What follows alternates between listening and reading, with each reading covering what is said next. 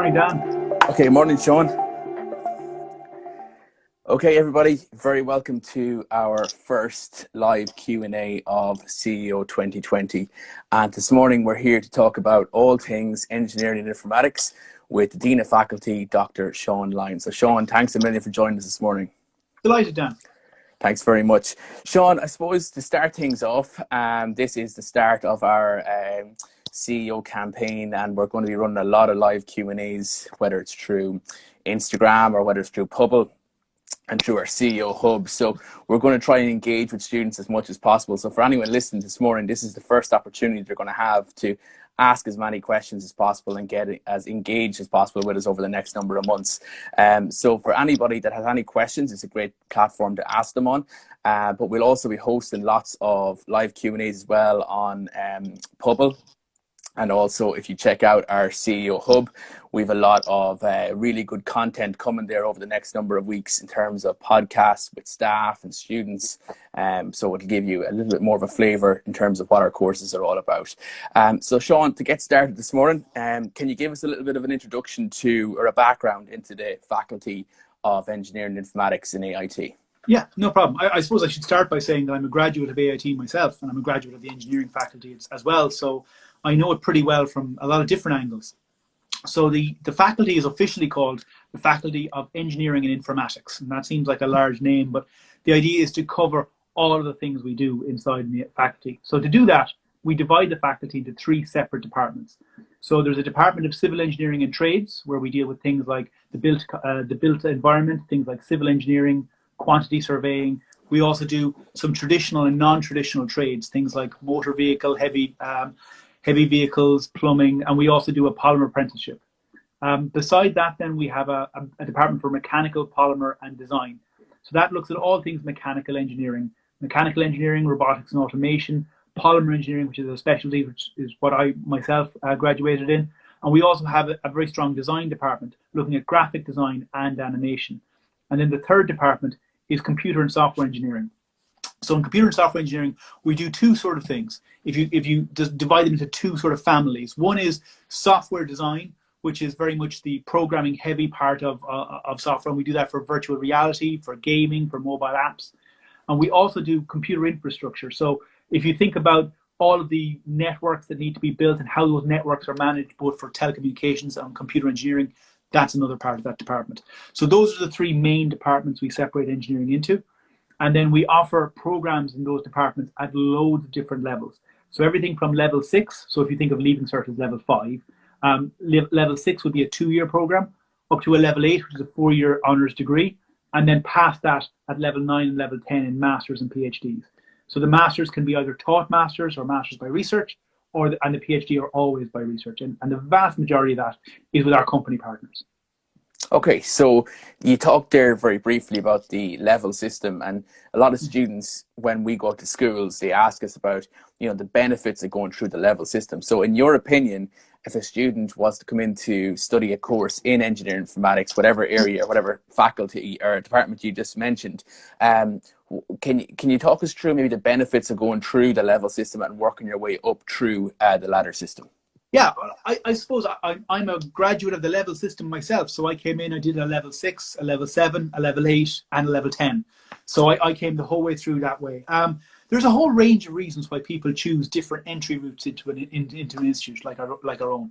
I suppose the main one is that we're here to give access to everybody, no matter how they feel about coming to college. So with the level 6 program, they may feel they have lower points in the Leaving Cert, or they may feel they're not too sure about coming in to do 4 years in college or 3 years in college, and they want to start out and get a qualification and see how they feel about it. So a level 6 qualification is ideal there. It's a 2-year program. With only another year, you can do a level 7 and add on, and in most cases, another year gets you a level 8. So you can slowly move up through the systems, and at any point you feel like it, you can leave with your award in the bag, and you can go and get a job. I suppose I always describe it in terms of how I use the robotics and automation example. If you think of the jobs attached to those positions rather than the level, think of the job. So if you're in robotics and automation, a level 6 person might be somebody who is working with a robot all the time. A level 6 person might be somebody who installs the robots and helps maintain them. and a level 8 person might be somebody who designs the robots. So those are the sort of different ideas, and that's different for every different type of qualification, of course. But the idea is a level 6 gives you real, proper, hands-on experience. And I think that's the key difference in an institute technology as opposed to, say, the Leaving Cert, for example, where about 50% of our teaching is actually practical in labs.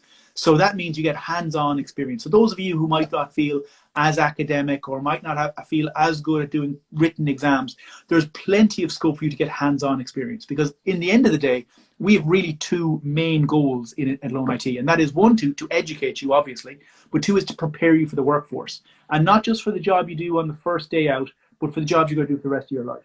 So that involves getting you really hands-on skills, or as I call them, day one skills, which means on your first day in a job, you can really start to contribute. Yeah, and that actually leads on perfect to my next question. It talks about the style of teaching in AIT, and AIT prides itself on practical hands-on learning, where it's predominantly taught in a smaller class size, where you get to know your lecturers, you get to know your heads of department, your deans. Everything is quite, it's an intimate learning setting. So I suppose, can you talk to us a little bit about the teaching style compared to maybe school, of how the step up needs to be made in terms of going from school to study with us in AIT? What's expected of a student? Well, I suppose we, as academics, we talk about things in terms of student effort, okay? When you're in school, you tend to think of yourself in terms of, I'm going to go to this class for an hour and 2 hours, and I've got a little bit of study to do afterwards, etc., etc.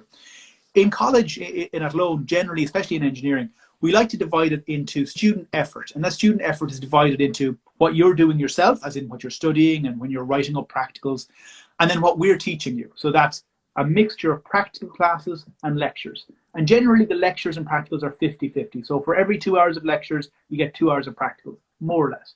It differs from subject to subject, but that's the average. So what that generally means is, in classes no bigger than 14 or 15, especially in a practical, you would be getting hands-on experience with equipment. Then we'd expect you to go off and write up what you've learned from that and submit that, and you'll get some continuous assessment marks from that, because not all of your results are calculated on a final exam. It's all worked on continuous assessment, so how you're doing in the labs all the time. And it's very hands-on. So if you're not getting something, you can just practice, and there's loads of help there. Because the classroom sizes are so small, you get to know the lecturers very well. It's not a teacher-student environment. It's very much, we consider ourselves advisors. We are measuring your progress, obviously, and we're helping you to attain those goals. But the main thing is that you're getting there practically, and that involves a lot of hands-on experience. And we augment that then by work placements at different portions, where you go out and you practice those skills in the real world. And I think it's really important to say that our practicals and our theory, they're not just something that we set and forget about. So we work with a lot of companies, both regionally in the Midlands and all around the country, where we look at what companies need, and they tell us. They come in, they tell us about the new skills they need, they tell us about the skills they no longer need, or what's changing in the world, and we embed that into our programs to make sure that our students are always as up to date as is humanly possible.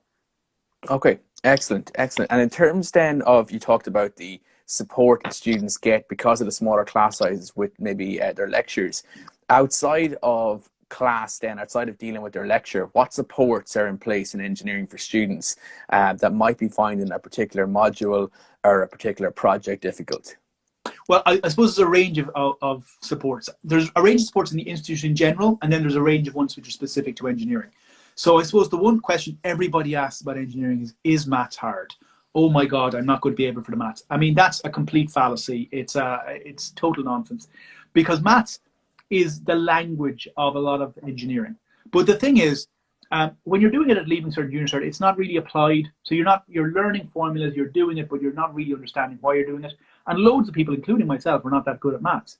So on top of the applied maths we teach, so when I say applied maths, I mean you're learning a maths formula on Monday, and on Tuesday you're doing something in the lab that uses that maths formula, and you can see it in action. On top of that, so for people who feel they might be a little bit worried about that, we have a dedicated maths tutor in the department, in the Faculty of Engineering, and Joe is there all the time. So he'll meet you one-on-one and go through things with you. He'll meet small group sizes. It's all free. It's already part of the service we provide. So really, Joe sits in his office waiting for people to call him so that he can go and help them. And he can help them in terms of, specific maths classes, or he can go through continuous assessment with them and help them out, or he can help them by showing them what they need to know. So we support that very heavily. Outside of maths, which honestly people worry about, but isn't that big of a thing, and I say that as somebody who wasn't great at maths myself. Beside that, we also have things like academic writing and counselling and guidance counsellors. For basically every part of your college life and personal life, we do have supports there to help you, because it is a bit of a frightening transition when you go from leaving cert to college, and there's a whole range of other things that you haven't thought about yet that are on top of you. And we've seen it before, and we have the supports there to help. So not just the academic ones like academic writing and maths, etc., but also things like personal counselling and student supports, just to help you get through that transition. Yeah, and for anybody listening this morning that was a little bit, I suppose, anxious about that transition piece you just talked about, what advice would you give to them if they, for example, were concerned about maybe their ability at maths, or maybe the transition to move into third level? They were a little bit concerned about it in terms of making that big step. What advice would you give them this morning in terms of maybe the next number of months, how they can prepare to get ready for third level? Hopefully in September. I think there's, generally speaking, when it comes to things like maths and worrying about, will I be able to do this, will I be able to do that, I have the same sentence I say, and I'll say this to all the first years when I meet them on the first day. It's not in our best interest for people to not succeed. We want everybody to succeed. And as a general rule, I will always say that people who attend class pass.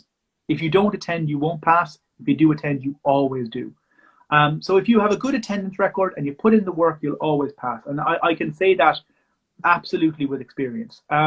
People worry about their own abilities, but to be honest with you, you're worrying about something you don't understand, because you don't know how you're going to deal with those things yet. So the only thing you can do is give them your best effort as you try.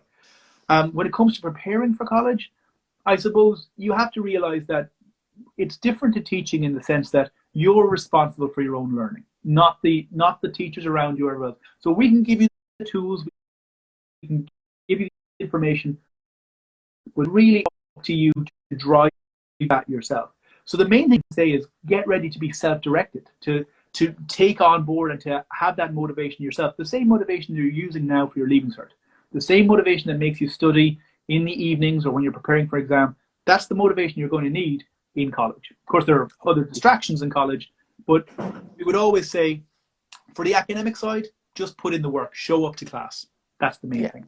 Yeah. On the personal side, there's so many societies and there's so many clubs and there's so many activities we do. We always say involve yourself in those, because that really makes the college community work. Yeah, okay. And for anybody that hasn't been to AIT, obviously we were scheduled to have an open day on the 25th of April.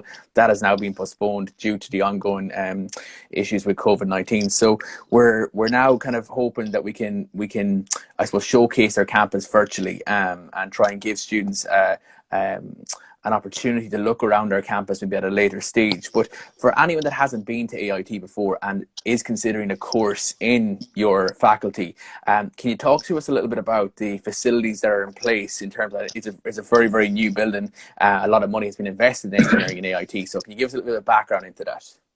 Yeah, well, it's something we're very proud of. To begin with, the engineering building is the newest engineering building in the country. Once it comes, as it was built in 2010, it's the newest bespoke engineering informatics building in the country. It costs about 35 million to put together, and that money sort of makes no sense. But if I can give it to you specifically, as opposed to in money terms, what we have is a huge facility that is specifically designed for teaching engineering, and not just teaching general engineering. So the building is designed into fingers or different areas, and each area has a specialization, like computer and software engineering, or civil engineering, or mechanical engineering, and everything in that space is designed specifically to prepare students for that world. So all the equipment and all the facilities mimic that in the real world in companies. In fact, as one of our partnerships with Ericsson on the software side, one of our rooms is actually built exactly like their own software development labs in Ericsson. So that it's exactly like the students don't have that whole worry about what will it be like when I go working, because they've experienced the environment already. Much the same in our civil engineering labs and our polymer labs and our mechanical labs and our automation labs. They're all designed around the robots and the equipment and the facilities that you would see in cutting edge industries all around the country. From everything from medical device to graphic design to animation, we mimic their facilities so the students are really able to understand what will be expected of them in the real world, and they're able to learn in a very practical environment. It's something we're exceptionally proud of in the college. Okay, excellent. I'm going to move on now, Sean, to some of the live questions that are coming through. And we've had a good few coming through over the last couple of days in terms of our question boxes on our story. And also this morning, we're getting loads of questions through. So I'll start with the latest question, which has come from Brona. And Brona's asking, what exactly is engineering common entry? Great question. So for those students who aren't exactly sure if they want to do, so we have a lot of flavors of specific mechanical engineering. So we have a mechanical engineering program, we have a mechatronics program, which is really called robotics and automation, and we have a mechanical and renewable engineering entry. And people are a little bit confused, but they may come in and go, I'm not sure which one of those I want to take. So you have the option of mechanical engineering, you have the option of mechanical and renewable, and you have the option of that robotics and automation. The common entry, engineering, mechanical common entry, allows you to come in, do the first year where you get a flavor of all of those, and then choose after the end of the first year. You get to choose if you're going to do mechanical and renewable, mechanical engineering, or robotics and automation. So those are your choices after the end of first year, when you've had a chance to dip your toe in the water for all three. And it's quite a common, it's quite a common entry route for students because they're not entirely sure what flavor they want. And some students who are actually think they want to do one thing, and they come in, and after having a little bit of a go of other things, they actually find they have a passion for something different, and they go down that route. So that common entry engineering module allows you to do mechanical and renewable, and robotics and automation in a common first year. Okay, excellent. And Connor wants to know, as someone who is interested in studying computer engineering next year in college, is there any external reading you could recommend for him to get prepared for first year next year? External reading, not so much, but what I would recommend in general is if you're interested in the area, start looking at things like programming languages like Java, etc., etc. So Java is a particularly powerful one. It's one we use a lot. I would recommend things like YouTube tutorials for Java, or there are a lot of self-help books you can get on Java.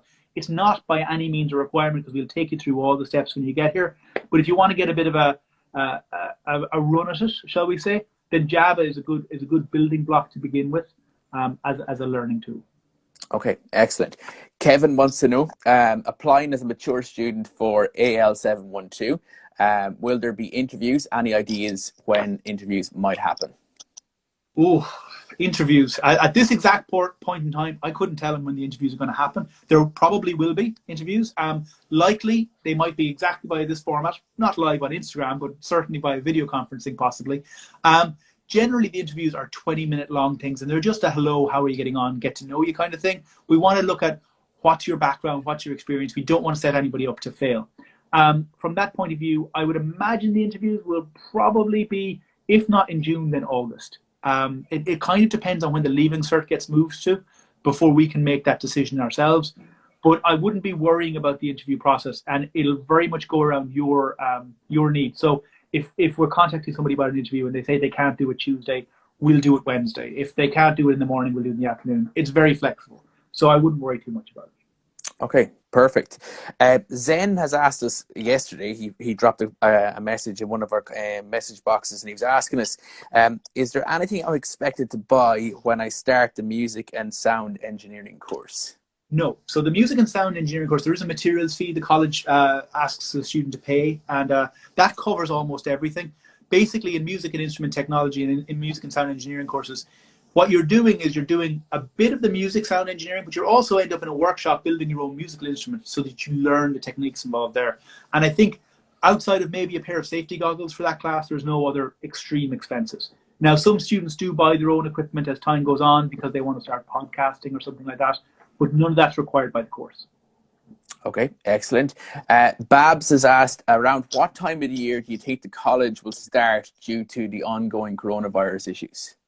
Well, if I knew that, I'd probably have a job in government. I think, being honest, I think it's all dependent on the leaving cert. So I expect the leaving cert to be pushed back a little bit till July and August is what the government have announced. That'll probably mean a slight delay in our intake for first years. At the moment, we don't really have a lot of clarity on that, but normally we take in our first year groups in the first-ish week of September, second-ish week of September. That might be pushed back 5 or 6 weeks at this point, and it might lead to a slightly more fluid first year for students. But I don't expect it to really inconvenience people hugely. I hope. It's very difficult to know because we've got an ongoing public health situation that's changing on an hourly, if not daily basis. So it's just it's a little difficult to know, but I would be expecting it to be pushed back a couple of weeks as a result of the leaving cert. But honestly, I don't have a crystal ball. I'm not sure. Okay, no problem. Jackie has asked, is common entry, which we talked about a couple of moments ago, is it only applicable to mechanical engineering, or is there other avenues you can take as well? So there's if I take a moment to show you something, I'm going to struggle to show it to you. I think he says, bear with me while I attempt to show you something on my screen beside me. So the common entry in the Bachelor of Engineering, the 713 course, is just for mechanical, robotics and automation and renewable. But on top of that, you can come into the ICT engineering in general, and that is the higher cert in computer engineering, and that's 601, and that will allow you to move around a little bit if you'd like to as well. So basically we couldn't do I can't really get the screen to show you the screen properly. The resolution is not going to work, but we couldn't get a common entry engineering to work for civil, mechanical, software and design because they're far too broad and people get frustrated trying a little bit of everything. So what we did was we did a common entry for the mechanical subjects, and sort of on the software side you can do a sort of a general common computer software course which will allow you to branch out into others. The only place you can't do common entry is civil engineering because civil and quantity surveying run side by side, and we don't have a common for either of those. So you do have to choose one or the other. I would say to students thinking about that area, civil engineering is much more the structure of buildings and geotechnical engineering, and quantity surveying, if you think about it, it's like construction economics. It's how do you cost and how do you figure out how much a building or a structure or a scheme or a road is going to cost, and how do you deal with the legal aspects of that. So there's two fairly separate beasts. And of course in civil now we have the level 6 route and the level 8 route as well, yes, which is a fantastic opportunity to go and do civil as a level 8 in 4 years and still be accredited by Engineers Ireland, which is important. Yeah, so I suppose accreditation by Engineers Ireland is an interesting one because a lot of courses are accredited by Engineers Ireland, and they're accredited at different levels. So associate engineer, engineer, and chartered engineer. In civil engineering specifically, being a chartered engineer is a requirement for you to sign off on certain large projects. So in some courses, you get accredited by Engineers Ireland, but they're accredited at engineer or associate engineer level, which means you've got to do a master's afterwards and work experience before you get your chartered engineer application in. In our level 8 4-year course, it's mimicked on our 5-year ladder course. So we're hopeful that after doing some work placement, those students will be accredited to charter engineer level, which is very useful. So that ab initio level 8 4-year degree course is there if you have honours maths. If you don't have honours maths, you can come in and do a 2-year level 6 or a 3-year level 7, and then a 2 more year add-on, and that gets you the same level 8. Effectively, it's a 5-year course instead of a 4-year course, but you can come in with past maths, and we take you more gradually through it so that we don't freak you out or anything. Okay, perfect. We've another question here. How many points are going for the portfolios in animation and illustration? Well, that depends on the student and it depends on the portfolio. So there's a maximum number of points. The minimum requirement for us to pass you is about 240, 250 points to come in. I think it's about 600 altogether. Those points are accrued based on a portfolio assessment. So we've done some portfolio assessments in person, physical assessments. We may have to do some other digital assessments in the future as a result of the close down, because normally we would have the students come in and submit their portfolios, or we would have them do some digital assessments. Now we've done some of that already this year, and we're possibly maybe looking at doing some more. We're not entirely sure. But as for the points, because the assessments are, because the portfolios are assessed based on artistic relevance, based on how suitable they are for the course. So for example, you could submit the same portfolio to graphic design and animation and get 2 different marks. Not because the portfolio has changed, but because the portfolio is more appropriate for one course than the other. Okay, excellent. Riro has asked, what sort of points or what kind of points should I be aiming for the new music and sound engineering course? And is there any way he can get prepared for the course? Wow. I suppose points-wise, I'd be looking at above 220 possibly as the points break down in general for that course. So anything above 220 will probably get you in, I would suspect. If you want to be really safe, aim for anything around 300 and you'll definitely get in. How do you prepare for that course? I mean, Mike and Duncan and Jody and the guys who teach that are absolutely amazing. And honestly, just showing up will get you a long way in that course. Given some of the discussions I've had with the guys, I would say it's about getting to know what you want from it yourself. So understanding what kind of area do you want to go down. Do you want to go down the performative route, as in, I want to be a performer? Or do you want to go around the technical route, whereas I want to be a sound engineer who's working in the background? Figure that piece out yourself. Try to understand what role it is you want in the industry, because that's the most important part, because then you can arrange your discussion with the lecturers and any assessments they're giving you and assignments they're giving you. You say, look, this is what I'm interested in. Can you aim me in that direction? And the guys will help. Yeah. You mentioned already about Joe Kyo, the tutor, and you've mentioned about Mike, and they're two people that I've lined up podcasts with, and they're going to be recorded this week and going out next week live on the CEO Hub. So for anybody that is watching this morning, is interested in the music and sound engineering course, that podcast is definitely worth taking a listen to. And also around student supports with Joe, also we're going to be doing a lot of different live Q&As as well. So we'll keep going through the questions very quickly. Okay, so Andrew wants to know, what was the purpose of changing the mechatronics course name? Right, actually, it was based on some industry feedback, some student feedback. So about 2 years ago, we ran a lifelong learning course, an online upskilling course for students. And it was based on some of the modules on the mechatronics program. And we called it robotics and automation because that's what it specifically was. It was dealing with the modules in robotics and automation. And we found that a lot of Leaving Cert students applied for it, and they didn't understand that mechatronics was the same thing. So we talked to some companies.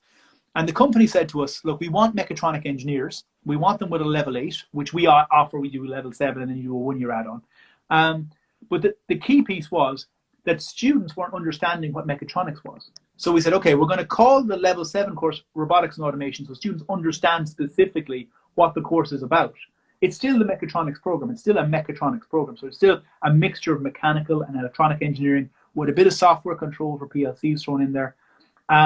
And it helps get companies exactly what they need. But now students understand it more, because mechatronics was scaring some students around the place. We also made some small tweaks to the course based on what we learned on the online program to make it a little bit more applied towards Industry 4.0, which is a new and emerging piece of connected equipment, connected computing, and connected processing of materials.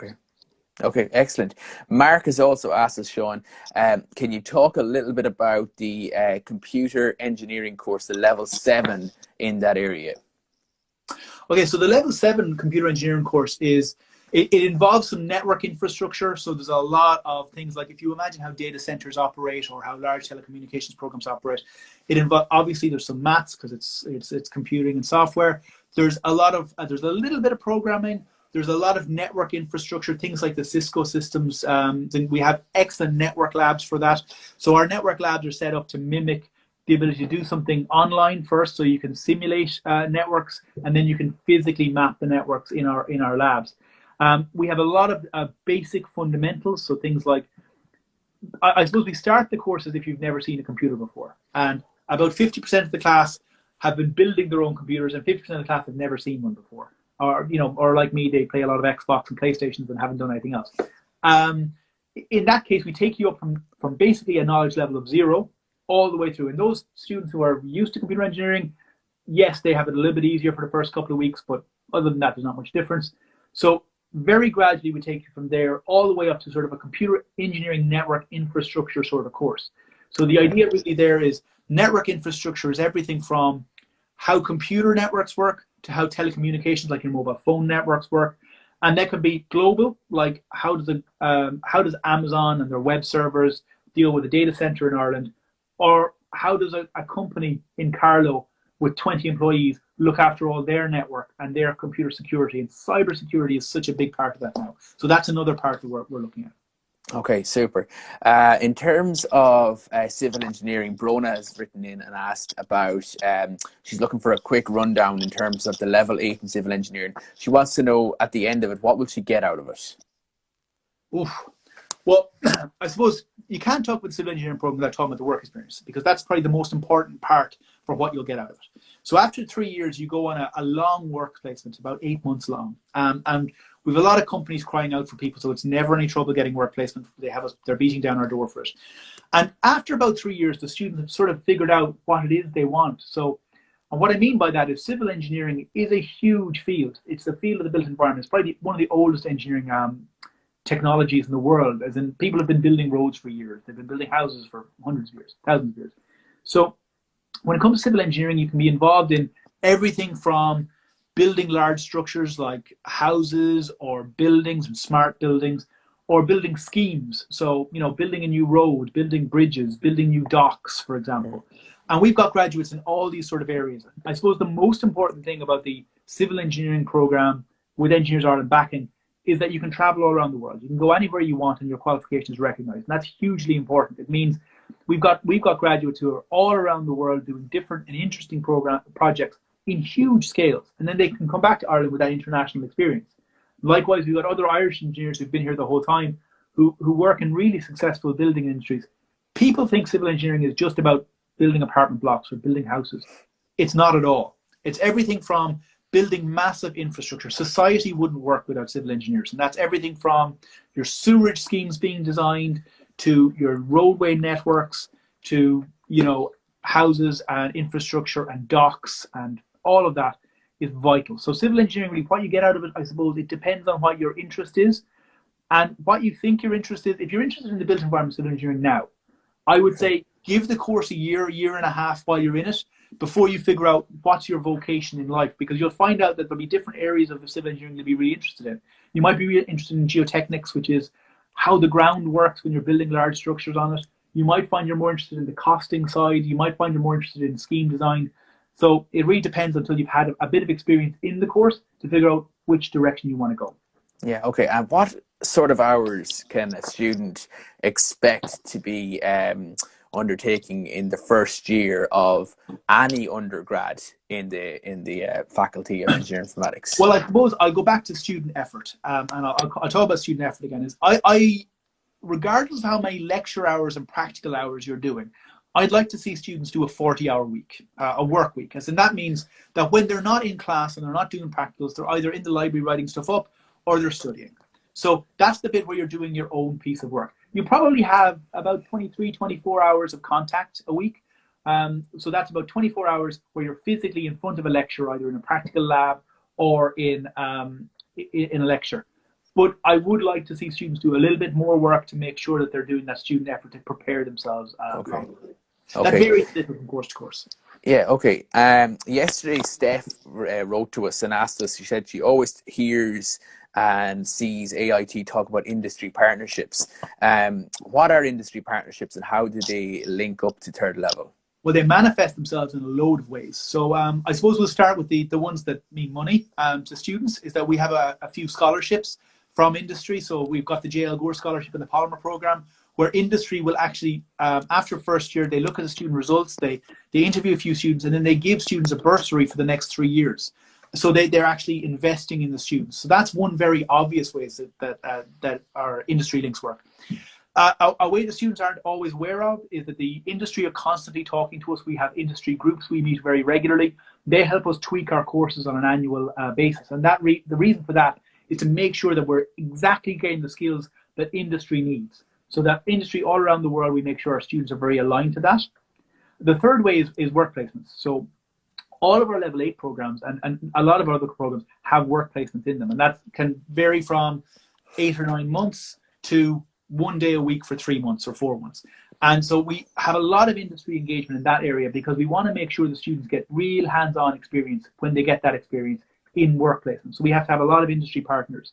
Now, the students are required to find their own work placement, but the reality is we have so many companies coming to us that basically we give the students the list of companies. We've already contacted them and we say, look, have a talk to these guys if it suits you. So that's one way.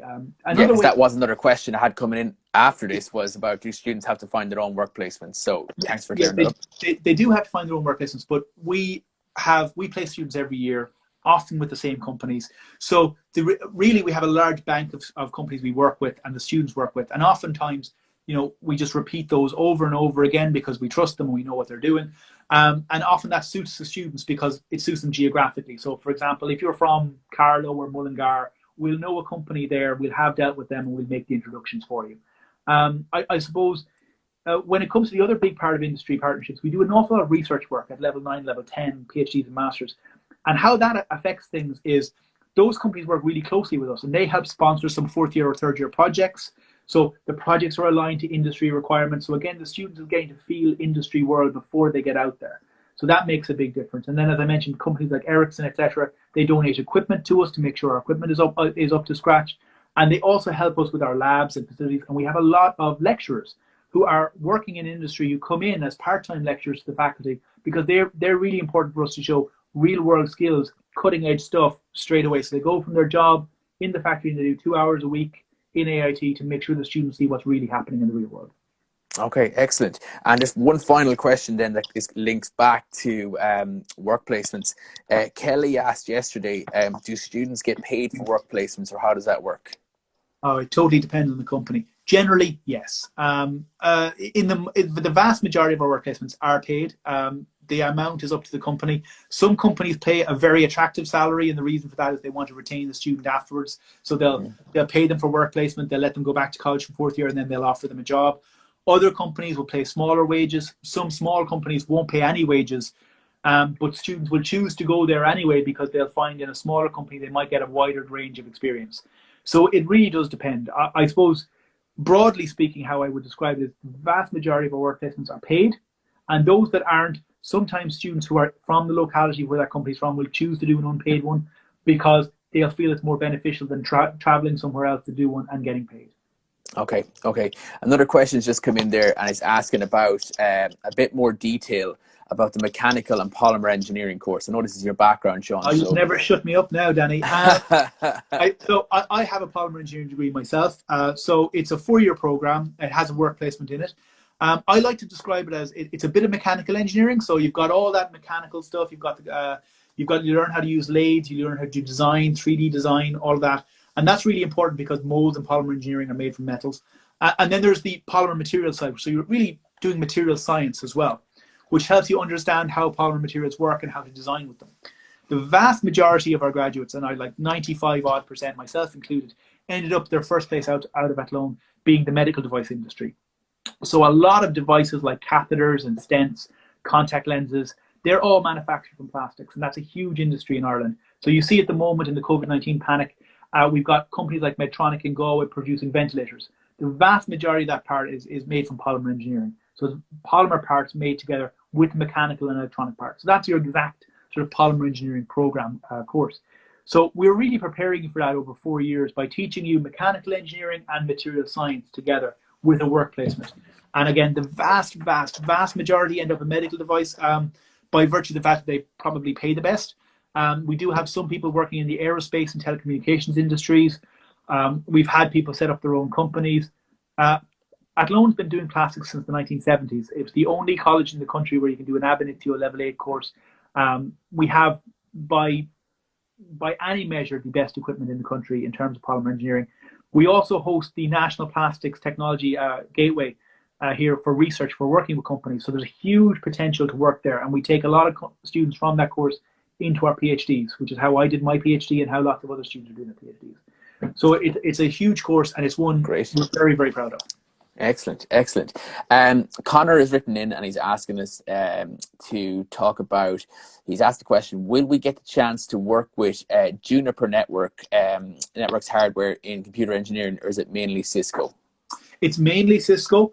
We do a whole range of networks, but part of the program also uses Cisco because there's another Cisco embedded award there. So there's a Cisco networking course, which we also prepare you for, so that you get that award as well as the other undergraduate course. You will be exposed, though, to a whole range of different type of networking systems, not just Cisco, but Cisco is one of the platforms we use a bit. Excellent. Riro has asked about student accommodation. And again, I'll take this one very quickly, Riro. In terms of student accommodation, all accommodation around, we've no on-campus accommodation in Athlone, but all accommodation is within max a 5 to 7 minute walk from the campus. So it's quite close by, and you're looking at about 80 to 120 euros per week in terms of accommodation.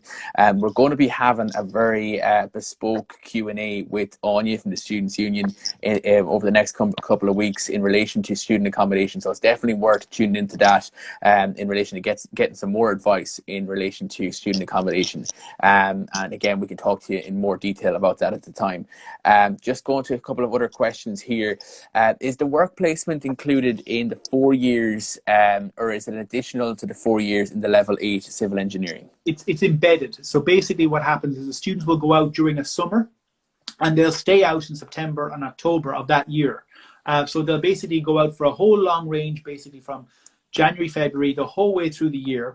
And during that time, we'll also do some online lectures to them. And then they'll come back for some intensive teaching one end or the other. So it's very much in the envelope of the 4 years.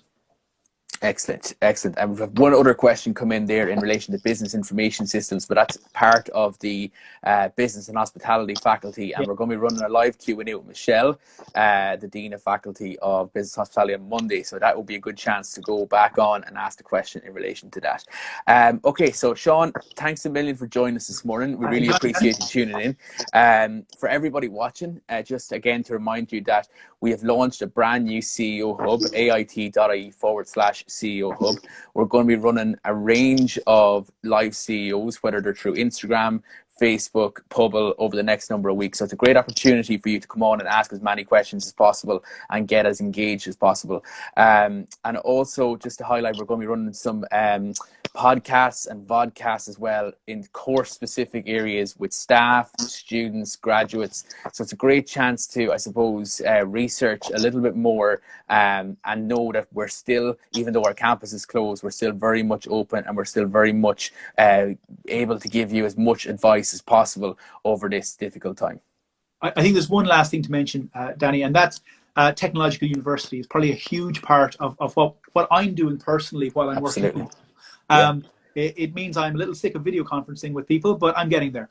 So one of the things we've been doing is Athlone IT will be 50 years old next year. So our 50th anniversary in September of becoming an Institute of Technology. And we're doing something very exciting at the moment. And that's we're working on a technological university application with our colleagues in Limerick IT. So between Limerick IT and Athlone IT, we will be coming together to create a brand new technological university within the next 12 to 24 months. And that's very exciting because it means any student now coming into the college will not probably be graduating from Athlone IT. They'll be graduating from a new technological university in the future. So that's a very exciting thing for us all. And it's a huge thing for the Institute. And I think that really speaks to where we're going in terms of our future paths and how exciting the college is. So that's something that's really important to mention as well. Yeah, absolutely. Very exciting times ahead for AIT, and our growth and our development is definitely a very exciting part of the future story of AIT. So thanks for joining us, Sean. And just remember, anyone that has any questions in relation to any area of engineering, we are going to be hosting more Q&As in this space. So go on to ait.ie/virtual events and you'll see our full list for the next number of weeks. So thanks, Sean, and take care. Thanks, everybody. Thanks.